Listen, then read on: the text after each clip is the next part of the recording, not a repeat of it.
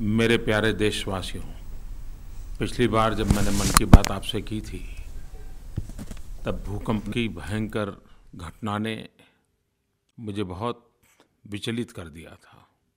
मन बात करना नहीं चाहता था, फिर भी मन की बात की थी।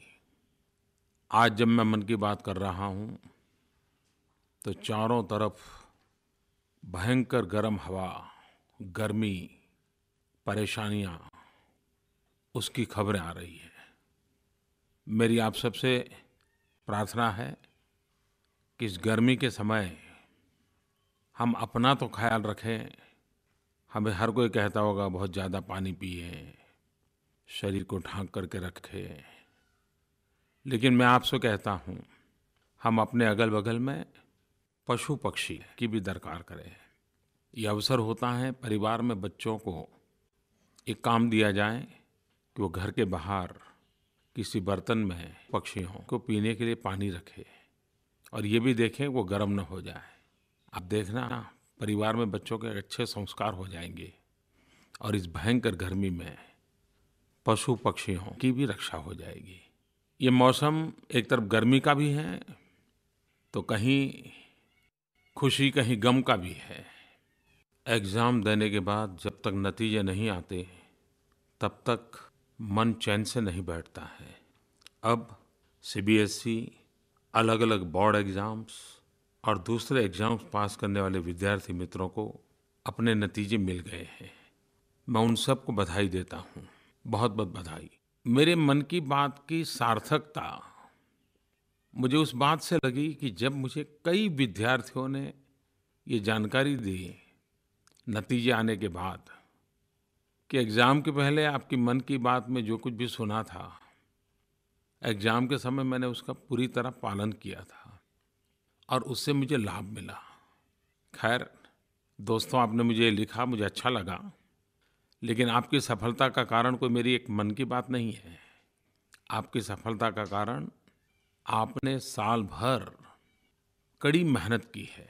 पूरे परिवार ने आपके साथ जुड़ करके इस मेहनत में हिस्सेदारी की है। आपकी स्कूल, आपके टीचर, हर किसी ने प्रयास किया है, लेकिन आपने अपने आप को हर किसी की अपेक्षा के अनुरूप ढाला है।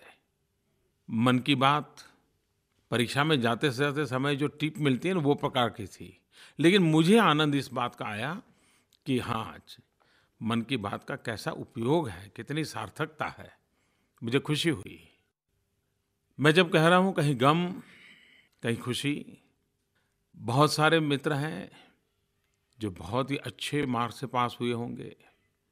कुछ मेरे युवा मित्र पास तो हुए होंगे, लेकिन हो सकता है मार्क्स कम आए होंगे, और कुछ ऐसे भी होंगे कि जो विफल हो गए होंगे। जो उत्तीर्ण हुए हैं उनके लिए मेरा इतना ही सुझाव है कि आप उस मोड़ पर हैं जहाँ से आप अपने कैरियर का रास्ता चुन रहे हैं। अब आपको तय करना है आगे का रास्ता कौन सा होगा, और वो भी किस प्रकार के आगामी शिक्षा का मार्ग आप चुनते हैं उस पर निर्भर करेगा। आम तौर पर ज़्यादातर विद्यार्थियों को पता भी नहीं होता है क्या पढ़ना है, क्यों पढ़ना है, कहाँ जाना है, लक्ष्य क्या है। ज़्यादातर अपने सराउंडिंग्स में जो बातें होती हैं, मित्रों में, परिवारों में, यार दोस्तों में, या अपने माँ बाप की जो कामनाएं रहती है उसके आसपास निर्णय होते हैं। अब जगत बहुत बड़ा हो चुका है, विषयों की भी सीमाएं नहीं हैं, अवसरों की भी सीमाएं नहीं हैं। आप जरा साहस के साथ आपकी रुचि, प्रकृति, प्रवृत्ति के हिसाब से रास्ता चुनिए। प्रचलित मार्गों पर ही जाकर के अपने को खींचते क्यों हो? कोशिश कीजिए और आप खुद को जानिए, और जान करके आपके भीतर जो उत्तम चीज़ें हैं उसको संवारने का अवसर मिले। ऐसी पढ़ाई के क्षेत्र क्यों न चुनें। लेकिन कभी ये भी सोचना चाहिए कि मैं जो कुछ भी बनूंगा, जो कुछ भी सीखूंगा, मेरे देश के लिए उसमें काम आए, ऐसा क्या होगा। बहुत सी जगह ऐसी है, आपको हैरानी होगी, विश्व में जितने म्यूजियम बनते हैं उसकी तुलना में भारत में म्यूजियम बहुत कम बनते हैं। और कभी-कभी इस म्यूजियम के लिए योग्य व्यक्तियों को ढूंढना भी बड़ा मुश्किल हो जाता है, क्योंकि परंपरागत रूप से बहुत पॉपुलर क्षेत्र नहीं है। खैर, मैं कोई एक बात पर आपको खींचना नहीं चाहता हूँ, लेकिन कहने का तात्पर्य है कि देश को उत्तम शिक्षकों की ज़रूरत है, तो उत्तम सैनिकों की भी ज़रूरत है। उत्तम वैज्ञानिकों की ज़रूरत है, तो उत्तम कलाकार और संगीतकारों की भी आवश्यकता है। खेलकूद कितना बड़ा क्षेत्र है, और खिलाड़ियों के सिवाय भी खेलकूद जगत के लिए कितने उत्तम ह्यूमन रिसोर्स की आवश्यकता होती है। यानी इतने सारे क्षेत्र हैं, इतनी विविधताओं से भरा हुआ विश्व है। हम जरूर प्रयास करें, साहस करें। आपकी शक्ति, आपका सामर्थ्य, आपके सपने देश के सपनों से भी मेलजोल वाले होने चाहिए। यह मौका है आपको अपनी राह चुनने का।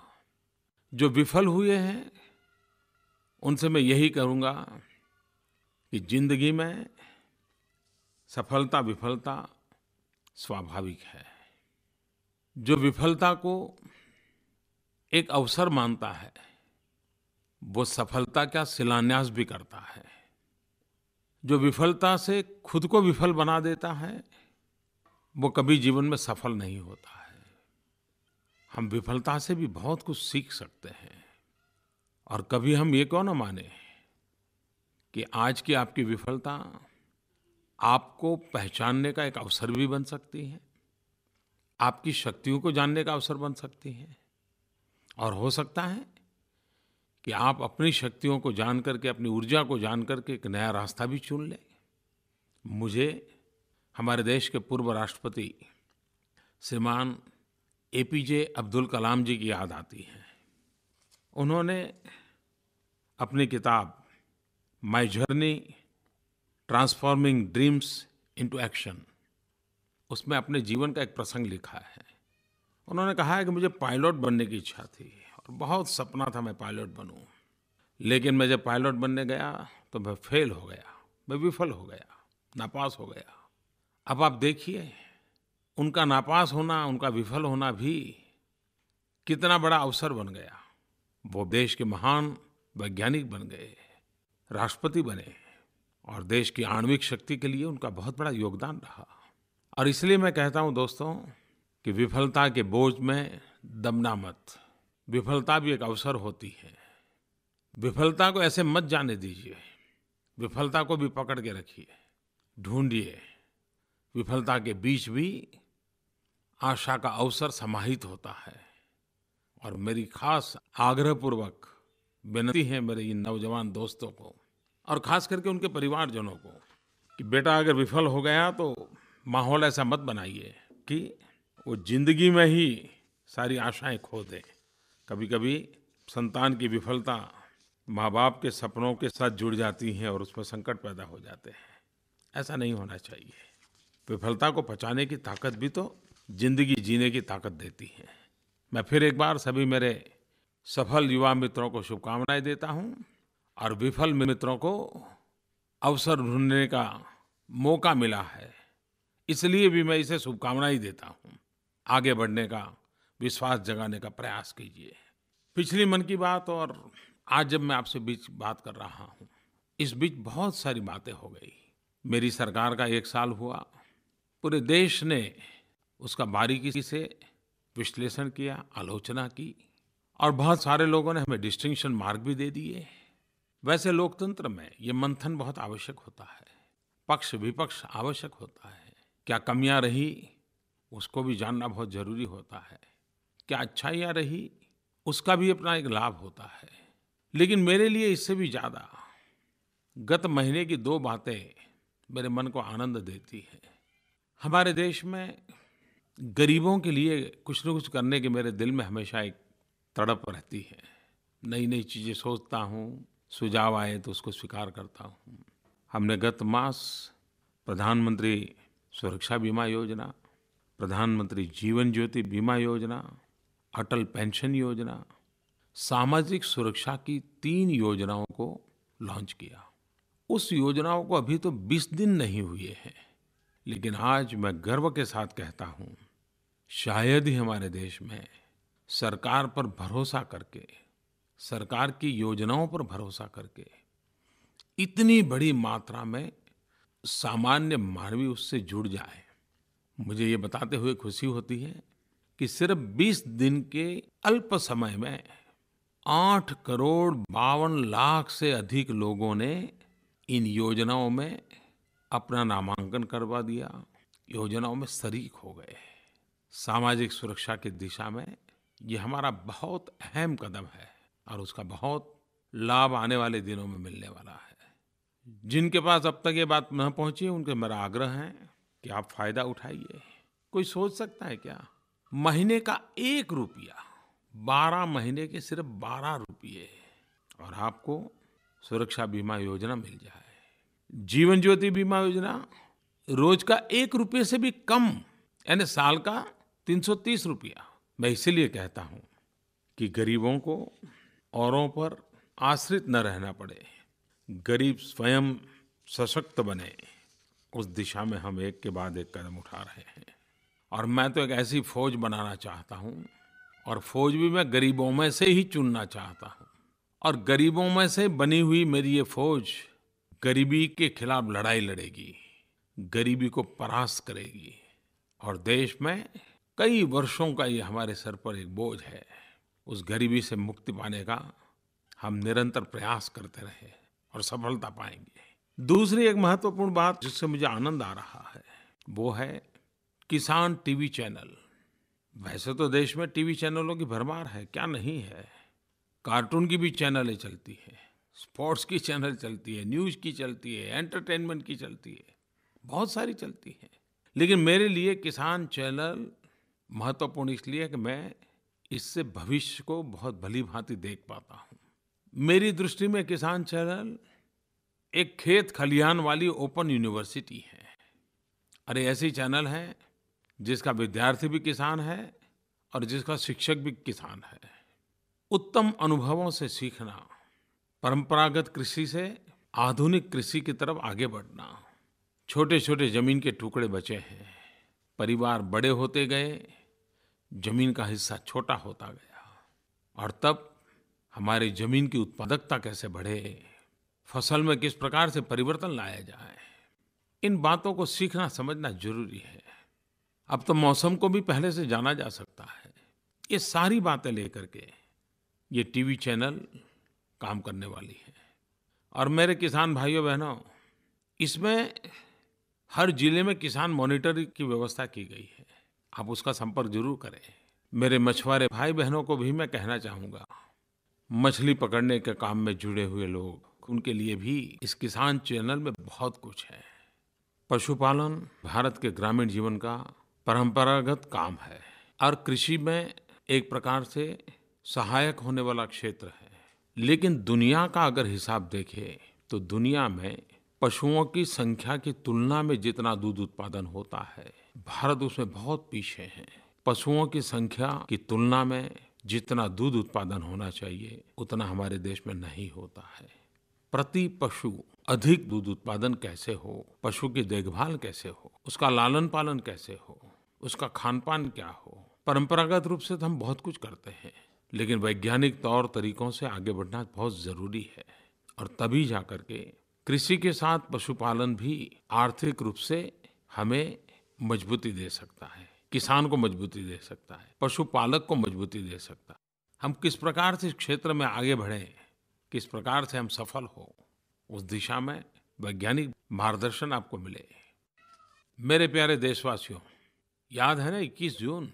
वैसे तो हमारे इस भूभाग में 21 जून को इसलिए याद रखा जाता है कि ये सबसे लंबा दिवस होता है। लेकिन 21 जून अब विश्व के लिए एक नई पहचान बन गया है। गत सितंबर महीने में यूनाइटेड नेशंस में संबोधन करते हुए मैंने एक विषय रखा था और एक प्रस्ताव रखा था कि 21 जून को अंतर्राष्ट्रीय योगा दिवस के रूप में मनाना चाहिए।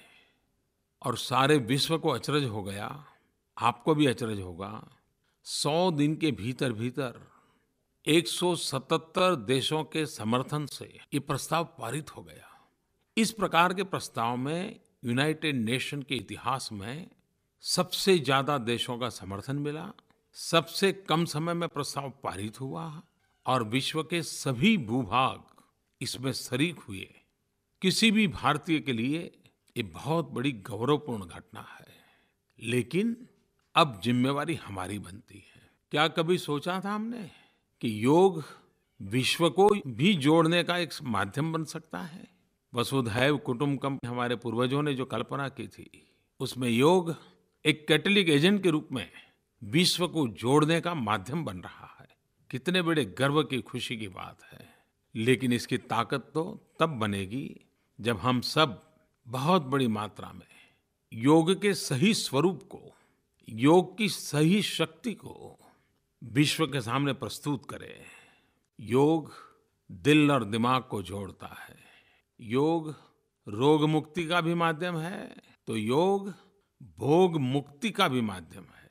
और अब तो मैं देख रहा हूं योग शरीर, मन, बुद्धि को ही जोड़ने का काम करे, उससे आगे विश्व को भी जोड़ने का काम कर सकता है। हम क्यों न इसके एम्बेसडर बने? हम क्यों न इस मानव कल्याण के लिए काम आने वाली इस महत्वपूर्ण विद्या को सहज उपलब्ध कराएं? हिंदुस्तान के हर कोने में 21 जून योग दिवस मनाया जाए। आपके रिश्तेदार दुनिया के किसी न किसी देश में अगर रहते हो, आपके मित्र परिवारजन कहीं रहते हो, आप उनको भी टेलीफोन करके बताइए कि वे भी वहाँ लोगों को इकट्ठा कर करके योग दिवस मनाएं। अगर उनको योग का कुछ ज्ञान नहीं है तो कोई किताब लेकर के पढ़ करके भी सबको समझाएं कि योग क्या होता है। एक पत्र पढ़ लें।